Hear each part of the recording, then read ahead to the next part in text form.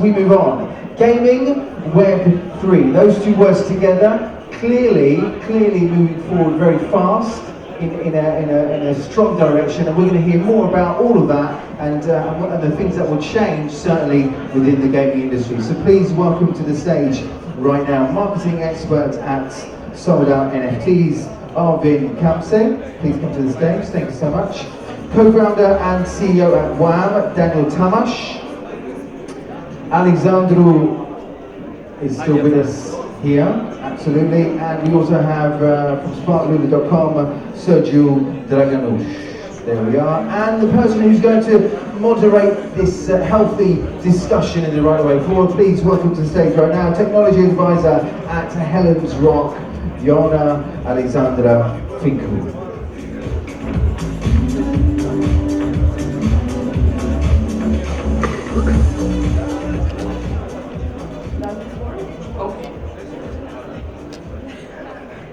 A lot of people in the audience today. Thank you so much for joining us in this panel. And since we're a bit late, we're gonna try to be as time efficient as possible. First of all, thank you everyone for joining our panel. I think I'm just gonna move a bit like this so I can see you better. You all are like cuddled up together there. Let's go a bit through the key metrics of NFT gaming before we start. First of all, during 2022, 21% of Web3 investments were in gaming, approximately 8 billion.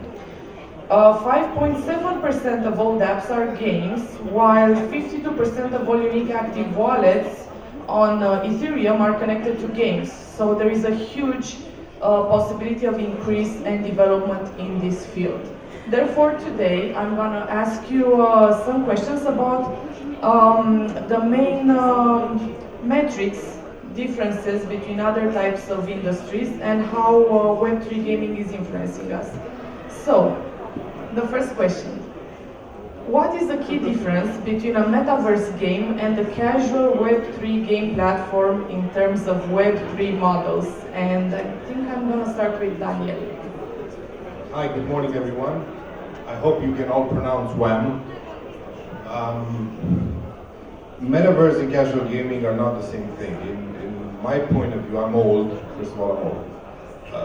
What do you call metaverse? I call Counter-Strike, I call World of Warcraft, I call, I don't know, all the games that have an open world where people can join and have fun together. So from that perspective, that is a metaverse. Now, it's a spin that the crypto industry added to add more hype. I'm all against hype, just so you guys know, because it doesn't bring any substance and value.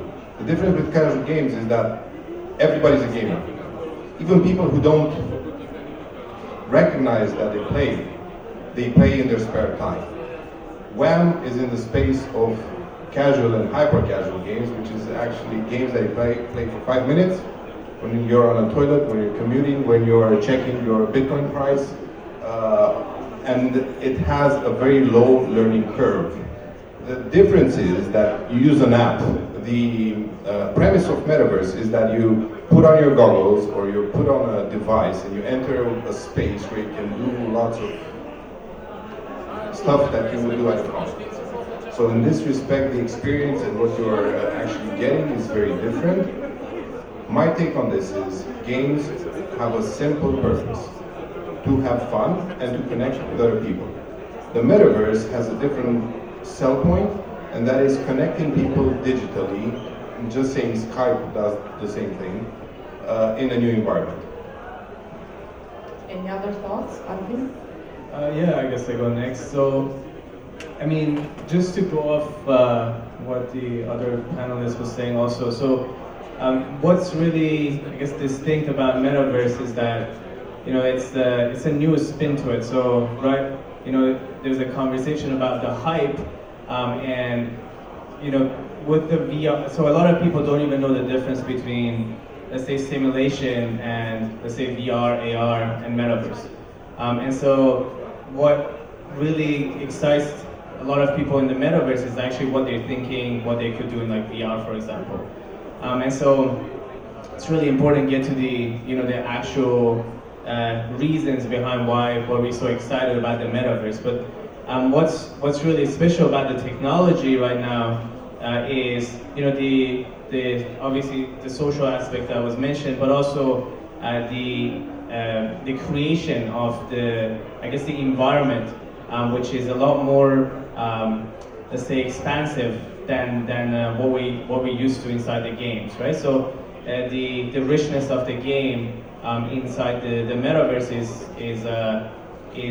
is very different to what we used to with the games. So I actually played Counter-Strike and all those games as well myself, and it's let's say they're more limited now. With the use of AI coming into the place as well, there's a lot more that can be done. There's the direction of the game, where it's going, and how that can change as a player is actually playing the game. And then also, I think the other side of things to think about is what's the struggle right now is that the metaverse and its users, right? So a lot of people excited about actually launching their metaverses, but then on the other side, they're not so sure about if they're going to be able to have enough users for people not only just have fun, but also just the experience to be what they're actually describing it to be. Yeah, so it always depends to whom you are addressing the question. From my perspective, there is no difference. Because in my understanding, the metaverse is basically any type of project that keeps the assets on the blockchain. So this is according to my understanding. Obviously, when Zuckerberg came and rebranded Facebook to Meta, then the things became a little bit more complex. But I've seen in the past several examples which were referred as metaverse apps. One of them, for example, being a 2D game that people play on the computer from Axie Infinity. This is called a metaverse. Doesn't fit so well with the Facebook vision about the metaverse. And a very cool example I've seen was a book author. So she created a book and she thought, okay, this might look very close in the future to the Lord of the Rings. And what I'm bringing new to create a metaverse, I'm tokenizing all the characters in the book. So the NFT token holders, the owners of the characters, will be able to decide the future of the story and also be part of the project on long run. Okay, so she created a metaverse which is on a physical book. Okay, it's not a 3D game, it's not a 2D game on the phone. It's a book.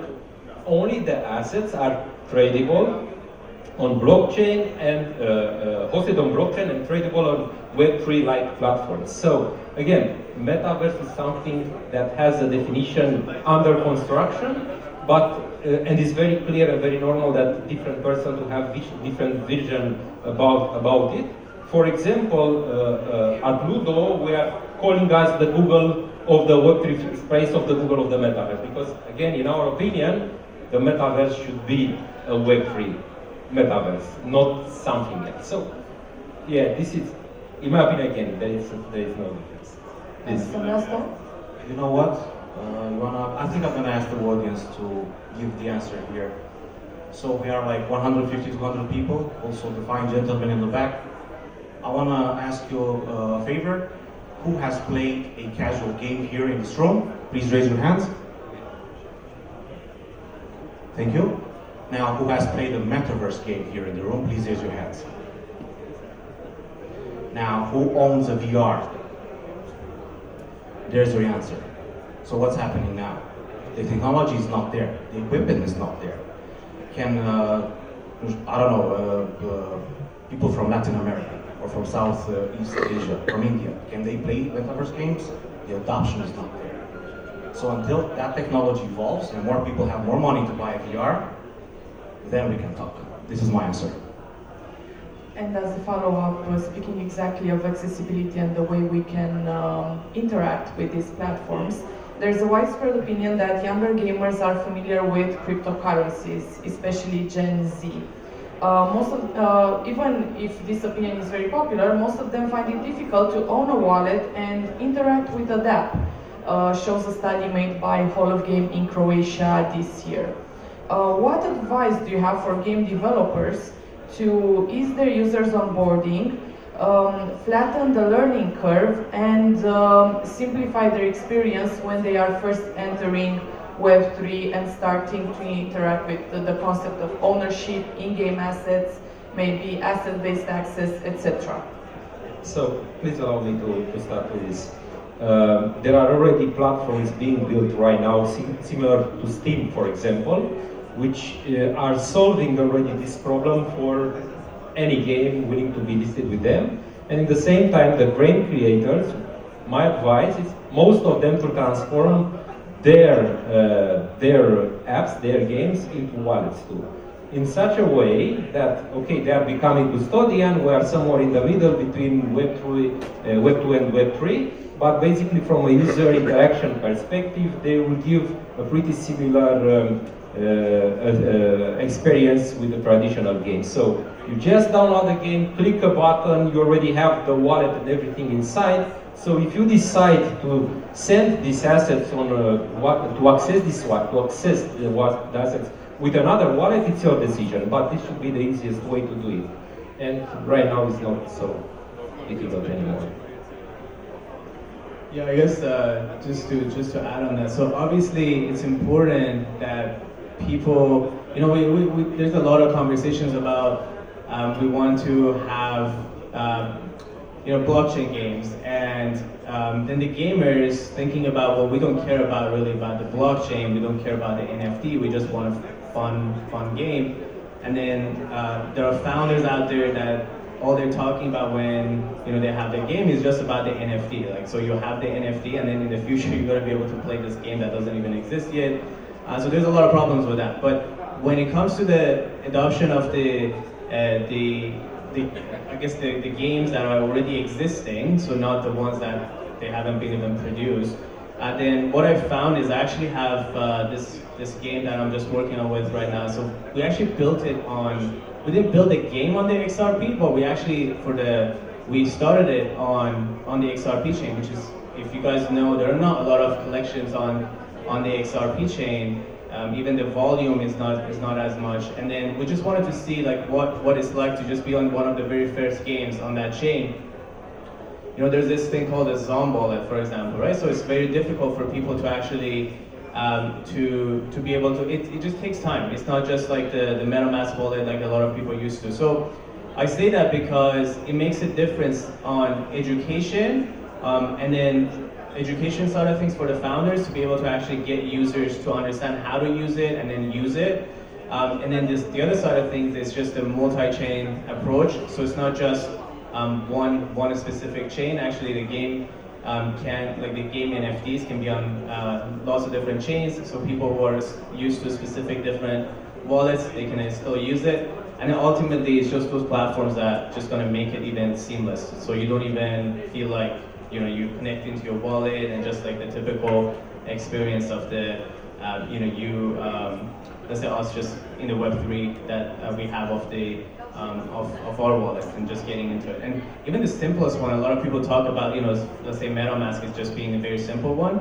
Still, for a Web2 person that is not very motivated to learn these things, it's just not as simple. And so we're like an echo chamber, right? So we just talk to our friends. We think everyone's like us, but then it's like 5% of the people know about cryptocurrencies, and then we'll just get on Twitter Spaces. We get on conferences, talk with each other, and thinking like everyone's like us, but it's not the case. So ultimately, it has to get very simple, and then the conversation also has to shift from the wallets and like NFTs, all that, to just people just having the NFTs, using the NFTs without even knowing, right? So that's the direction it should actually get to.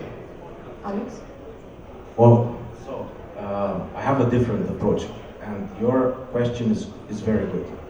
So the Web3 gaming industry, I mean, the projects out there are struggling. Let's talk about that. It's very hard to compete with other projects at the moment, because the slice of the pizza is getting thinner and thinner by quarter. Basically, all of these Web3 projects, they're fighting themselves off for the same audience. Based on your analysis and metrics that you provided, you are absolutely correct. But let's say top 10 gaming projects in Web3, all of those wallets, they're connected with top 10 projects. So basically, the users are going and identifying the best project for them at that particular moment, or just they want to just try it out. I said it in the past, and I'll say it again, the next bull run will be provided not by us, but by the non-crypto users. So we're obsolete. We need to identify ways to grab the non-crypto audience. Therefore, we have to come up with a better idea in the gaming world, as well as you said, funnels and ways on how to make life easier for the non-crypto user. To give you an exact and straight answer, there are some technologies out there that create a wallet just with Google login. It's called Face, if I'm not wrong. And yeah, it's going to be a challenge for the developers to, let's say, make life easier for the non-crypto users. And as more as you onboard more non-crypto users, I strongly believe that they will be better than the crypto users because they will become more or less holders in a project. So whoever knows the recipe is going to have a great deal of success, and of course the idea behind it needs to be good. Daniel, any thoughts on the matter? Some of them are like my previous speakers. Technology, for the sake of technology, is not fun. The purpose of games is to have fun and not to worry about the technology itself. It's exactly like a light switch. You don't care about the current that goes into the wall. You need to flip it on, lights come on, flip it off, it's dark. It should be the same with technology because users come to play. Now, in terms of the slice getting smaller, I don't agree in the following perspective. Crypto gaming will become gaming the same way email became mail. We're now just talking about ways of improving the user experience and going on. Sometimes old is good. You're recording this, I'm sorry, it will go forever on the internet. I'm not used to this, but sometimes old is good. Why I'm saying this? A lot of Gen Zs grew up with apps that educated them in a certain way, or the user experience, how they access it. And one of the ways to find, I would say, success is to just replicate the stuff that works in terms of user experience. Then it's the job of the developer of the project to make technology invisible to the user. The user is not there because they love blockchain. The user in games, for instance, on WAM is because they want to compete and earn something and flip somebody off at points. I do that with my wife. So people are there to have fun. People are don't care about the technology, and the next wave of adoption. This is what we know. There are people that believe in their visions. We know for a fact that this will happen because these are technological cycles that happened before. I've been doing this for the past 15 years. And that is games, and I've seen it with Flash and HTML5 and mobile games and a lot of Facebook games. It's always the same thing when you get the aha moment. And there are the platforms that come to the user and say, okay, you can use this platform, it brings you these extra benefits. Oh yeah, you can also own the tokens that you see, or the cards that you see, they're called NFTs. You can own them, you can trade them. But the purpose of games is to have fun, to make technology invisible, and this is how we get to that 1 billion users that we all love to talk about. Speaking of having fun and enjoying the experience, as you know, last year was quite a big, last 2 years actually were quite big for a platform called Axie Infinity, which promoted the play-to-earn model. Unfortunately, as their token suffered from hyperinflation and its value dropped immensely, a lot of people who are actually earning a living based on the play-to-earn model found themselves bankrupt or at risk in terms of their financial security. This happened especially in Southeast Asia. How do you think the play-to-earn model should evolve to remain relevant and to avoid these types of user traps in which you basically play to earn a living and you don't play to have fun anymore? Yeah. For this, the community has already found a solution. But to understand it better, we need to zoom out. We need to understand how the gaming industry changed in the past 20 years. 20 years ago, the kings in this industry were the game creators. they were deciding what they are creating, when they are creating, how they are publishing it, how they are selling licenses.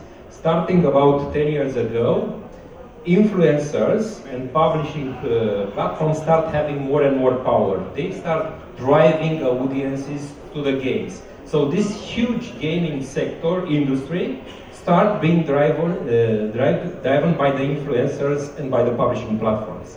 And since several years ago, a shift is happening in this industry. So creators first, influencers second, and now the players are taking the lead. How is this happening? There are already some several very notorious projects like the YGG, Youth Wild Games, some of you probably know. And games as Axie Infinities have users organized in using blockchain technology, organized in this type of groups in projects like YGG. It's like a syndicate basically. So as a user, instead of going, let's go back some years ago. Why Team was created by Vitalik Buterin? Because he was not happy with the World of Warcraft, okay? So he was a gamer and not happy with the World of Warcraft. Okay, many players got frustrated.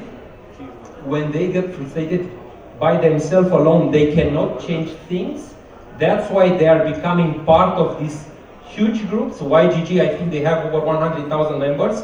And when a game is creating inflation, as a group, they say, okay, now all of us, we should not play Axies anymore.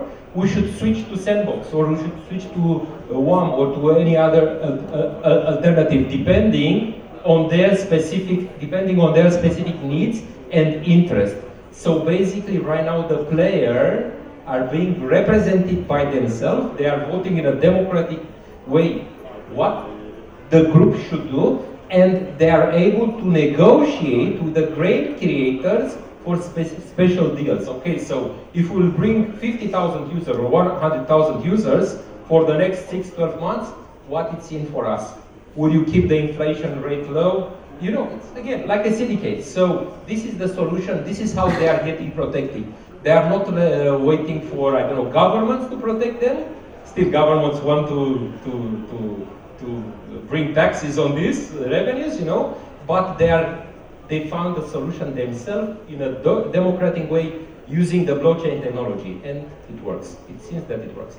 Can I jump in? I waved hands when you pointed at WAM. I don't believe in play to earn. That's a stupid thing. Play to earn is literally a banking app with cool graphics. If you come there to make money, the game creators are not creating a fun experience for you. It's just a fun trading experience. It's not about having fun. We don't do that. So we're play and earn.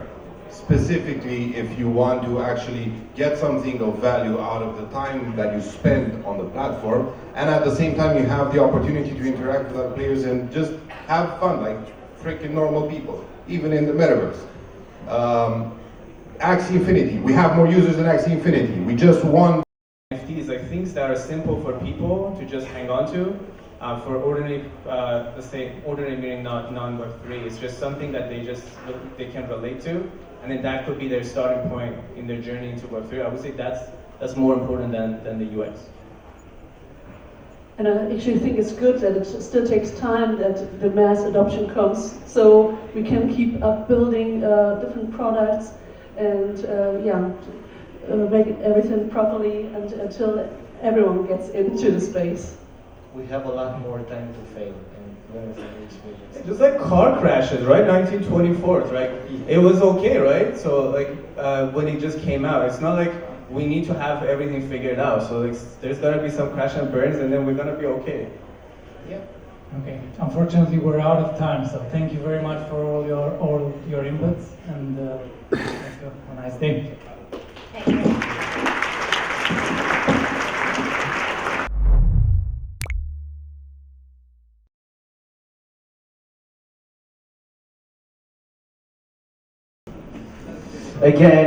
Again, it's for those of you I know that have just joined us, remember there are actually quite a few seats spotted around, so if you're standing at the back, you're looking to sit down, get comfy and focus on what's happening here on the stage, come forward, take a seat, and we'll kick off now with our next session. So scamming, I say to you, scamming.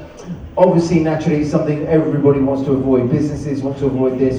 On the personal side, we want to avoid it as well. A lot of us are taking steps to do that. But are we actually taking the right steps? Are we getting smarter in terms? Well, certainly the scammers are getting smarter. But are we getting smarter in terms of the steps we're taking, the right steps to make sure we reduce the scamming, or in fact make sure we completely avoid it? Let's find out from this session right now. Please, ladies and gentlemen, welcome to the stage. He's coming back. I think he's probably done a whole tour. Founder of Farm MXYZ, Alex Blinku. Alex, back. Did you go all the way around? You went all the way around. I could have kept going all afternoon. Take a seat. We also have venture capital surrounding. We've seen him already today. Jose F. Pereira, please join us on stage. And also head of partnerships at Heritage Network, Anna Maida. Anna, please join us. Fantastic. And we also have investor Mike Kostake. Please join us, Mike. Who is the only man. He's the only one on the panel who gets a clap. I'm not quite sure why you don't clap for the others. I'm sure they all deserve a clap. Do they deserve a clap? Let's clap for the others. That's right. Feeling good now. Everyone was thinking, hang on a minute, where's the claps gone? Don't I deserve a clap? Yes, I do. Right. And naturally, the man who we've seen on stage. I think this is the man we've seen on stage, apart from me, or maybe he's been on stage more than me, I don't know. Please welcome the moderator for this session, founder of Meta Studio, Mugur Frunzetti.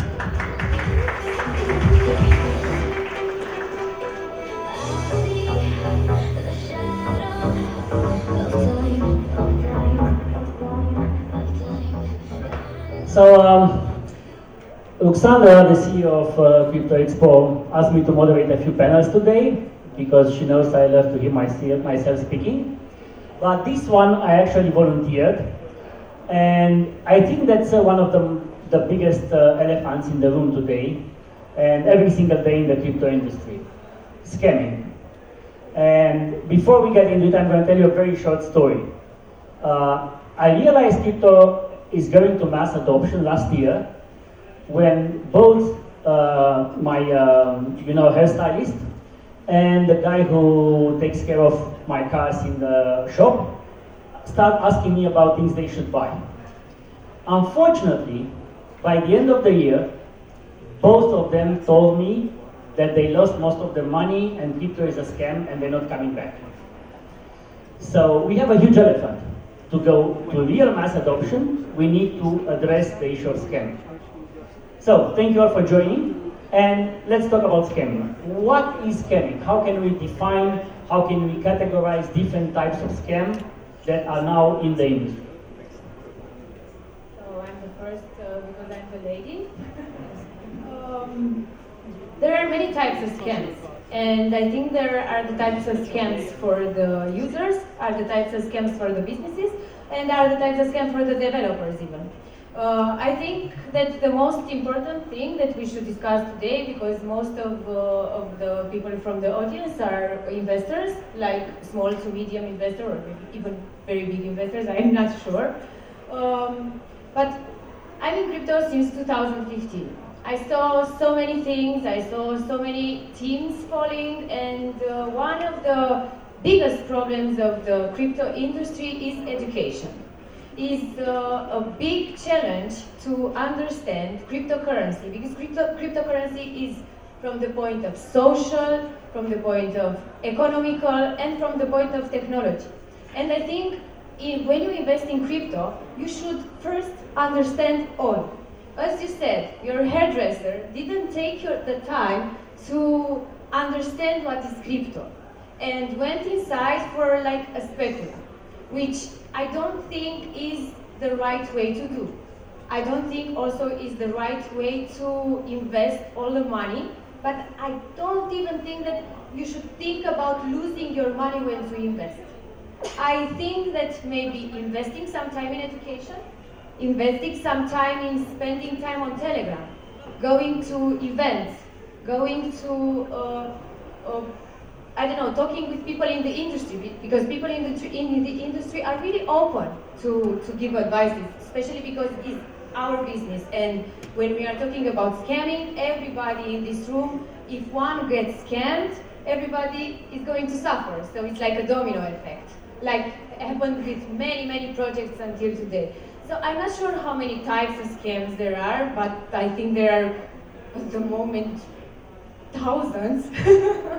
I'm not sure how many times, but what can I say that you can avoid being scammed with education for sure. Spend time in and invest in yourself, of course. Like in everything, actually. I think it's just important to separate what is a scam, because it's easy for an industry to label everything that fails as a scam. So you have on one side the fraudulent behavior, the hacks and the things that you were speaking about, and on the other side you have businesses that just have flawed business models. So from the times that I've worked with companies directly, there tends to be a difference between what the community sees, what you see. Let's say that you go into a Telegram group and then everyone has a perception of something that's disconnected with what's actually happening in the company. I think that group speculation is one of the most strong things that you can fall prey for. So yeah, there was this project I was working with. I was looking at they were doing an over-the-counter deal, and just the difference between what they were presenting versus looking inside of the company and what was actually happening was insane. And the community was so good at picking up the good things and hyping everyone else up, but then on the technology side, they were using an external developer shop that was using a white label solution. I saw the demo, it looked like Excel 2008, but the community had no idea of this, and they had all of this expectation of the release of a demo in 3 weeks, and the price was going up. So there is no malice, there is no fraud there, but that disconnection can cause you to lose a lot of money, and then when the bear market comes, it's just going to wipe out all of these projects that don't have the quality to sustain. So, I mean, do you think that presenting the community with fake information about what you're really doing and how your product looks is not a form of scam? I think it is, but from my experience working with the founders, sometimes they are not crypto native, so they might have blind spots to what they think is right. So they're not doing it purposefully, we're going to scam our community, but they just have weak points where they don't see what's wrong. And then just the way that they execute the startup is not there. But yeah, it's just risky. It's risky, and it's easy for one person to fall prey of these things. You have also hacks of the communities. So there was one time, there's this project called Phantom Galaxy. It was a gaming project. There's many things that you have to do in order to get whitelist spots to mint an NFT. The point is that the release of this NFT was in like 2 weeks. Everyone was excited about it, but then the Discord channel got hacked, and then they sent a fake link to mint. And then when I looked at the contract, it turns out that it was not a smart contract to mint the NFT, but it was kind of clicking accept to send the money to the hacker's wallet. So there is that risk also of the chat getting hacked. Yeah, so just to jump in there, I think there are lots of levels where hacking and scamming can happen. Just staying on the level of the customer, I think you should generally apply the rules that you applied even before crypto, right? So if you received an email that a prince sent you $1 million and you need to send them $5,000, I don't think it would be a good idea to send them $5,000, right? So if you are automatically added to a Telegram channel that tells you to click this link and win some money, you might lose some money if you're doing that, right? So first of all, it's getting education, using. Don't assume there's such a thing as free money anywhere, even in the crypto sphere. There is no free money, so you need to start doing research, and when you feel you're actually you have enough knowledge, then you start moving from top 10 tokens investing right to actually doing investing in other projects and so on and so forth. quick. First of all, I'd like to congratulate Ugo and Alexandra and the whole team for putting on an amazing event. So I'd like to give them a little clap first. A lot of people have tried to do events in Romania.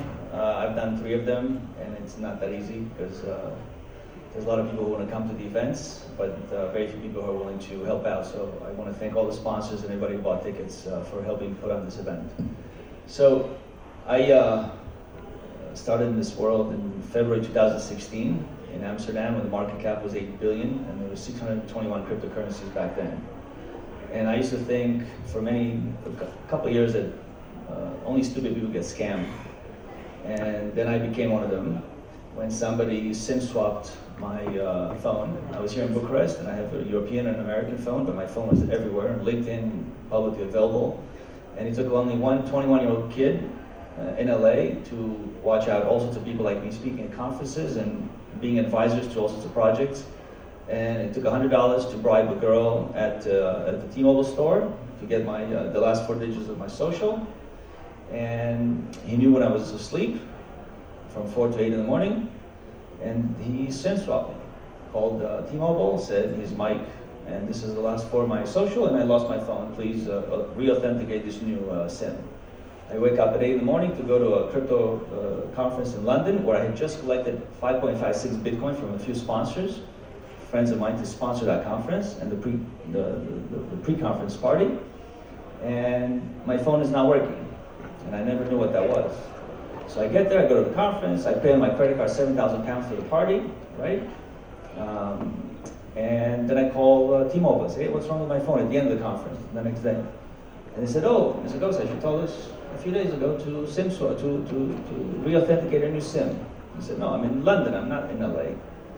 Anyway, that was 5.56 Bitcoin from my Coinbase account and 10,000 TAS tokens from our fund, from our investment fund, $40,000 worth. And I tried to find how to file for this report, and it was impossible for a very long time. Until the closest person next to me, my mentee of 14 years, decided to humanly hack me for 43 Bitcoin and 2,200 Ethereum, worth about $750,000 then, now about 6 million. And then I said, okay, now I gotta go find this guy. 40,000 is one thing, but 6 million is a whole other thing.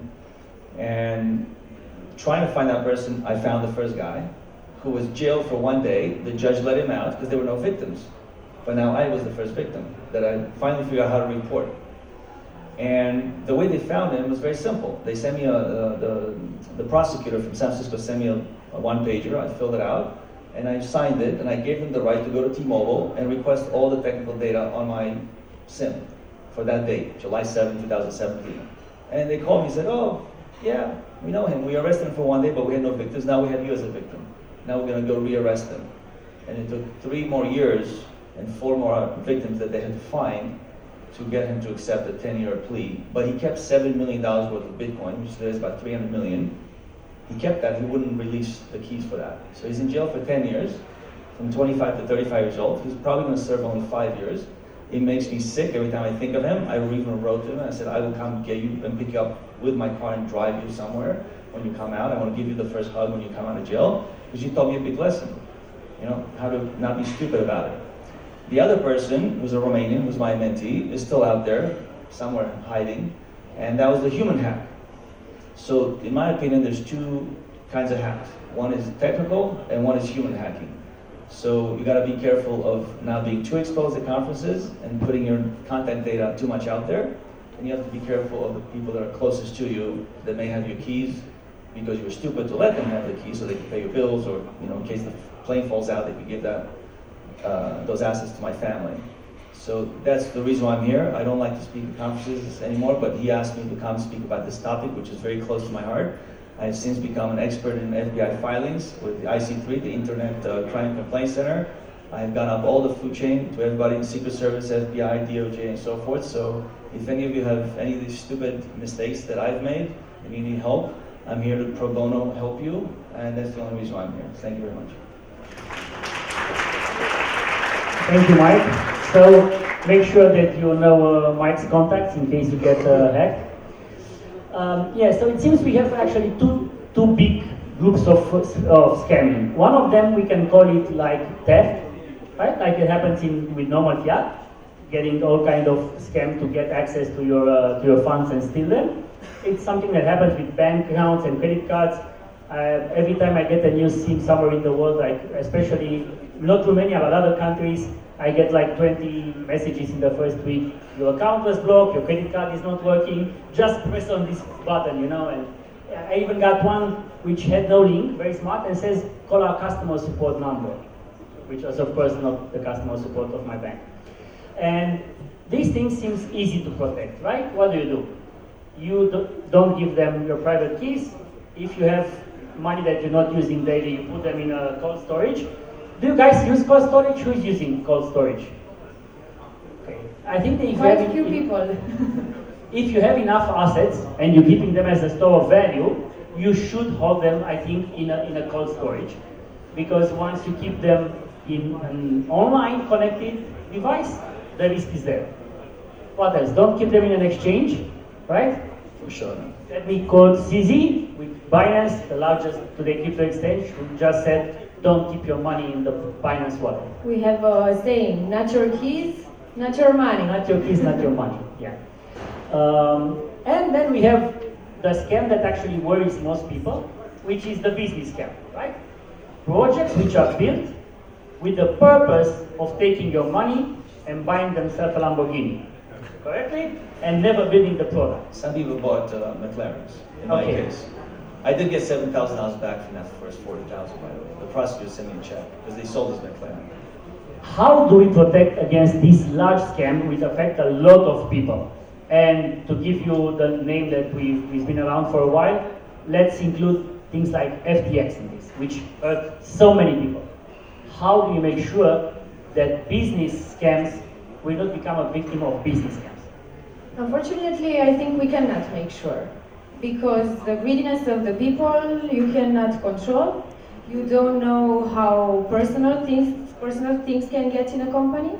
When we are talking about billions of euro or dollars, we are talking about other leagues, and we are talking about fights that are on yet another level. As we know, I don't want to scare anybody, but some people in the crypto world even died.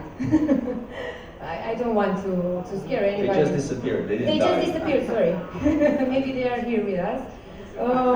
So we cannot make sure, but we can use ledgers, we can use cold wallets to make sure. And for users, you can invest maybe in launchpads that make due diligence for projects before you invest in them. Because, for example, users, the owners of the launchpads and the team of the launchpads, for example, us at Herity also, we make a really strict due diligence before we put the project inside our launchpad. Okay. Okay, so another thing is on the technical side, and a lot of wallets have started implementing this. There are lots of ways to actually detect if a smart contract will try and steal your money instead of moving them to actually investing something. And some wallets are like Trust Wallet and a few others have started adding these types of AI detections, and we just need more of those. I mean, if you go and invest in new launch smart contract on DEX, there is a high chance it's not the contract you really want to buy from. And it happens to people that are very experienced also, so yeah. PancakeSwap has also an option, for example, to check on the contract. I think those are things that people need to actually start paying attention to, because you usually don't necessarily look at those types of things before pressing the button, right? Is that? So how to minimize the risk? Is that what The risk of investing in a fraudulent business. I don't want to repeat the due diligence part, but it's true. So if you are investing into something that already went through rounds of due diligence, I want to use the example of FTX because they had the top investors in the world do due diligence and it still failed. So it can still go wrong, but the risk as an investor is less. The same thing as a launchpad if you're buying it from there. I think one very clear and easy to see red flag is when they have the link to buy the token off of their website. Maybe you've seen that, so I wouldn't touch that. For example, what else? Anonymous founders. it's not a black and white. If it's anonymous, don't invest. But the risk is just way higher, way higher. So I think that's another thing to keep an eye out for. Now, it seems that things like FTX are not going to be able to happen soon because regulations are very soon being implemented, and I'm a libertarian. I'm against regulation in general. Who's not a libertarian? Everybody's libertarian. However, when it comes to exchanges, I do support regulation. I think that once you take my fiat money and give me a digital asset which is worth that money, those money should never leave a safe account. You should not spend them for marketing. You should not pay salaries with it. That's your own operational money that you invest and pay profit to pay or whatever. But my fiat has to stay secure with you because that's how you guarantee that my assets with you are there. In the next 2 minutes, we only have 2 left. I'd like you all to ask questions. Please ask the hard questions. I told everyone that's the elephant in our room today in crypto room. Wow. Did anybody get scammed? 1, 2, 3, 4, 5, 6, 7, 8. Come on, 10, come 11, on. 12. Oh Come my on. God. We should do a conference on scamming. Wow. And teach people how to scam or what? No, teach people how Expo. to, get these people to be the speakers. Anti-scam. Okay, any questions at all? Just put your hand up, I'll come around and give you the mic. Yeah? Is that a question or you just still getting scammed? You were scammed a lot. I'm so sorry. What, you can say something, you want to say something about getting scammed? Okay, as long as it's not half an hour, because we have to finish in a couple of minutes. Thank you very much. So I just wanted to reiterate the fact that there are 2 different ways of getting scammed. One is getting robbed and one is getting scammed. Getting robbed is very easy because a lot of us trust, and we trust like dummies. Okay, we're monkeys in front of a computer. You ask ourselves if we got scammed. Yeah, well, we got scammed, for instance, with you know those nice wallets. You know, the vanity wallets that look, instead of OX123 whatever, you have like OX coffee. Well, the producer of the code that was written to generate vanity wallets was hacked, and we all got wrecked. All the funds in like millions of wallets were drained. So it's not just a matter of trusting the projects, but trusting the tools that you use in order to do crypto. That's a very important fact. Thank you. Well, actually, blockchain is a secure technology, so most of the problems are human problems. Yes, to be honest, I mean, following the financial crime on blockchain is technically much easier than one in the banking system, yeah? Because you have all the records, everything is on ledger. Law enforcement took some years to realize what's happening, but as I know, in the last years, the law enforcement in US, but also Europe and Asia, are having a more on-handed approach, and they do actually investigate, and a lot of big names in the industry, I will repeat Binance and thank them for doing this, are very much helping with recovery of assets that are being stolen. Yes, the worst thing that is that for an FBI and LA sheriff and other people tell you, yes, we know what's going on, and they are just embarrassed to admit they have no clue. And then I ask them flat out, have you ever transferred any cryptocurrency from one wallet to another? And they say yes, but they lie. And they say, can I please just show it to you just to make sure? And then they get upset because you're telling them that they don't know, they're unwilling to admit. That's the worst part, and that's in many countries the same, not just in America, and here and other places. And they need a lot of education. That's the issue. They don't have the budget to go and pay a company to bring in experts to teach them. It's also our obligation to take part of the Heritage network? No. We as humanity, who's we? No, you're shitting for me? One more question. We have time just for one more. Come on, take the opportunity. Hello.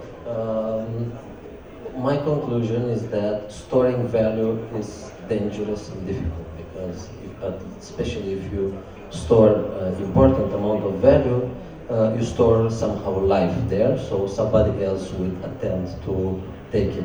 So I was always wondering how big money could be stored safely and maybe you know how MicroStrategy or big investors store money. Is there one person storing only of the entire phrase, or how those big amounts of, large amount of are stored? I could tell you how Michael Saylor saves